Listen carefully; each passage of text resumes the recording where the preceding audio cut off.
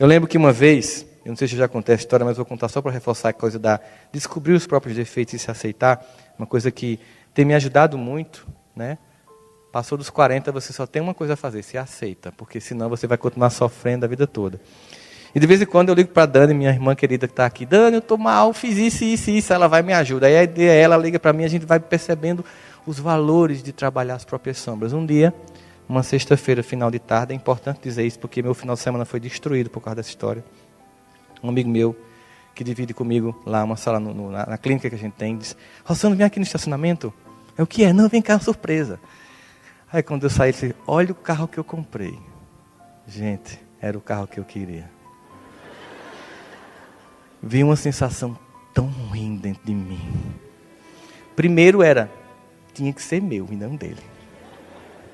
Né? E age ele me mostrar que tinha isso, kit multimídia, e não sei o que, 7 airbags. E quanto mais ele mostrava, mais o ódio aumentava.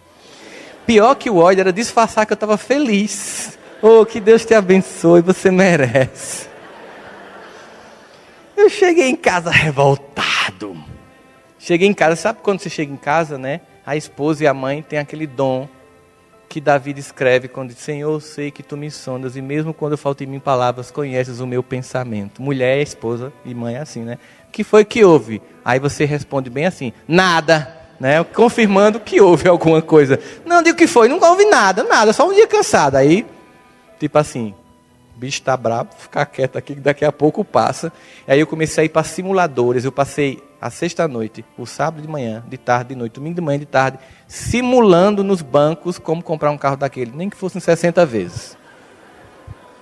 Eu descobri em algum momento que, depois de muita conta, que eu conseguiria o carro se eu passasse 6 meses sem o almoço.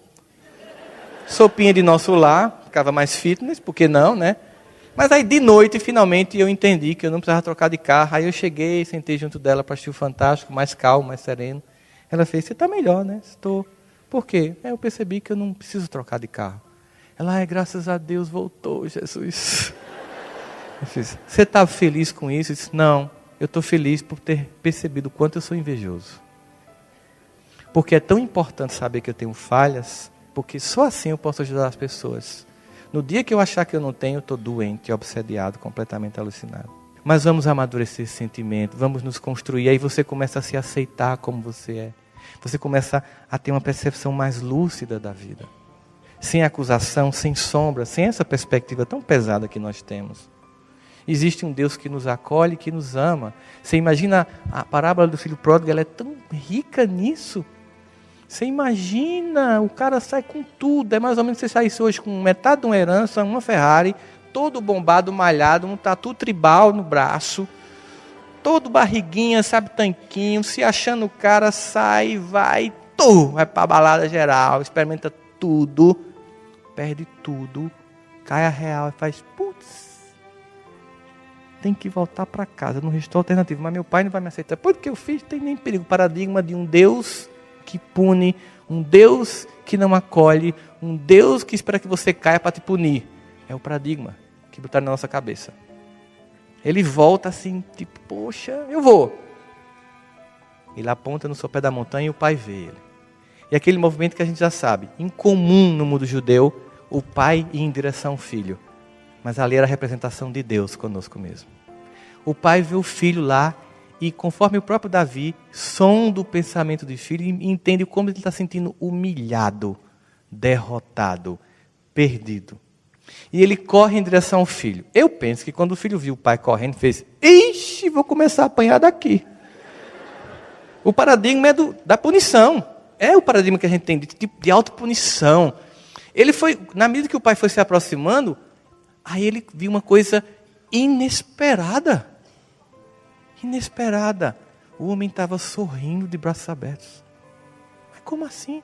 Depois de tudo que eu fiz. Sorrindo de braços abertos.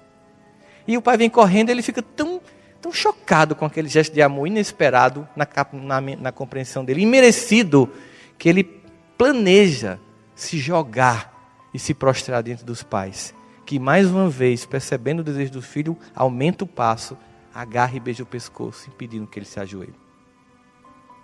Porque quando a gente revela as sombras, a gente começa a conhecer Deus. Porque para conversar com Ele, tem que estar a sós. Tem que desatar os nós das gravatas, dos sapatos, tem que tirar a máscara. A gente tem que desconstruir as máscaras para ter uma relação, intimidade com Deus. É assim, chegar no quarto e fazer, olha pai, eu estou muito irritado com aquela criatura. Sinceramente, eu queria que ela morresse, mas me ajuda a ter seu coração, porque eu estou muito... Ela me humilhou hoje no trabalho. Você viu, você estava lá, você viu. Eu sei que é a tua filha também, eu entendo isso, mas tem hora que não dá para entender. É uma conversa sincera, sem fantasia, sem criar expectativa de transformação no carbureto de angelitude. O chamamento de Jesus é, vem como você está. Mas Ele quer uma atitude nossa, como o cego Bartimeu.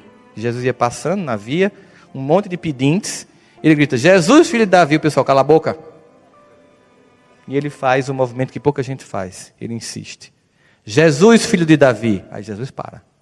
Porque nós temos que, como diz Emmanuel, dar uma gota de nossa ação, que Deus faz todo o milagre do resto.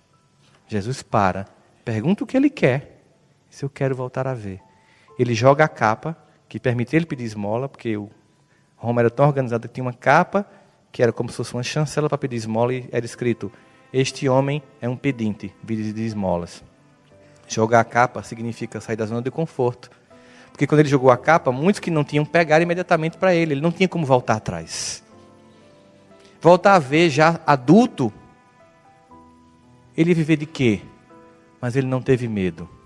E diz no final, e ele passou a seguir Jesus. Por quê?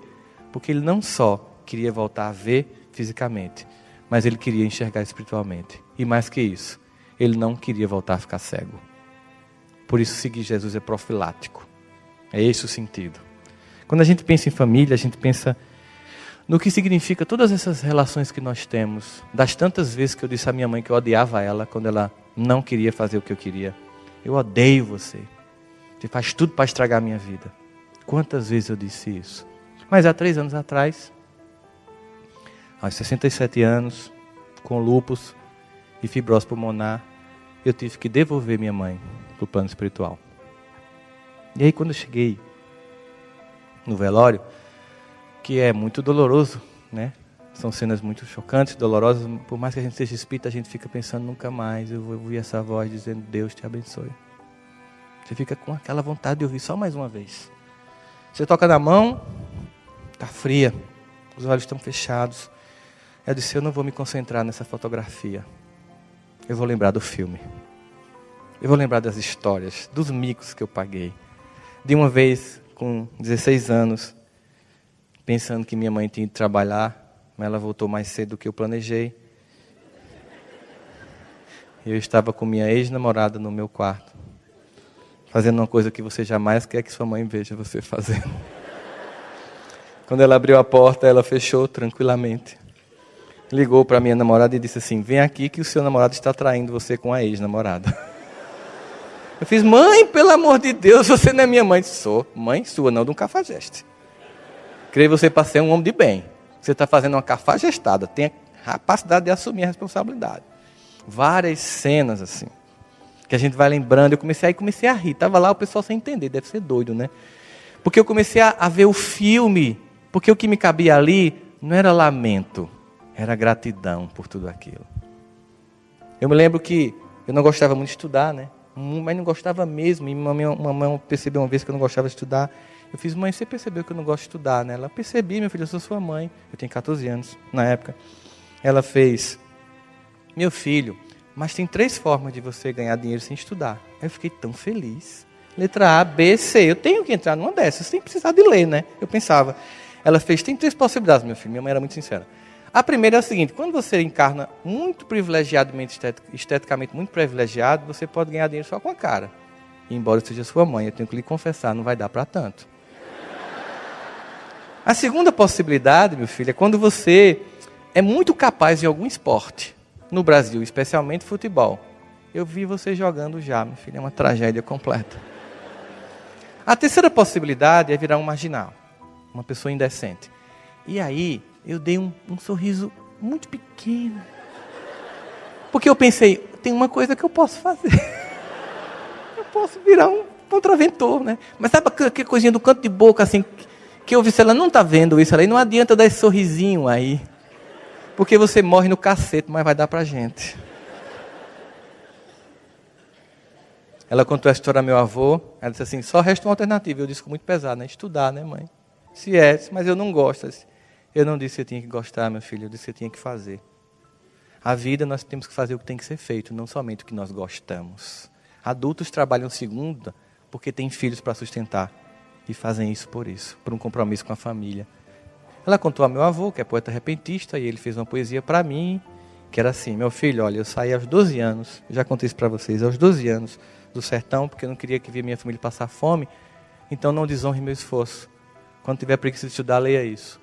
Estude e não esmoreça, pois traz erguida a cabeça quem sempre cumpre o dever. A vida é luta e batalha, e nela só quem trabalha merece e deve vencer. Lei do trabalho. Mas naqueles mesmos 14 anos, um dia minha mãe olhou para mim, médium que ela era, disse, meu filho, eu vejo você falando do Jesus no mundo todo. Na época era evangélica, eu disse, mas eu não vou ser pastor, não. Eu disse, não estou dizendo que você vai ser pastor, mas eu vejo. Eu disse, a senhora com essa história de mediunidade, para mim é loucura, a senhora sabe, né? Porque só uma pessoa louca vai dizer que uma pessoa que mal consegue ler em público, que não gosta de estudar, vai dar palestra, minha mãe. Deixa de ser louca. Ela fez, meu filho, deixa eu dizer um negócio para você. Que é? Você não sabe qual o projeto de Deus na sua vida. Você nunca vai morrer com 14 anos. Você vai crescer. Você não vai ter 14 anos para sempre, meu filho. Tenha paciência, que tudo vai acontecer. Depois, daquele dia, naquele velório, 3 meses depois, eu estou lançando o livro, na fila de autógrafos, vem uma senhora e diz, eu estou aqui para dar um abraço que não é meu, eu não sei de quem é. Ela me abraçou. Aquele correspita sempre diz essas coisas estranhas, né? Não, me abraça. Aí, quando ela me abraçou, eu senti o cheiro da minha mãe. Não era o cheiro do perfume que ela usava, é o cheiro dela, que fica na roupa, que você não quer largar, para sentir de novo. Aí ela chegou no meu ouvido, essa senhora disse, eu não disse a você que você não ia ter 14 anos a vida toda?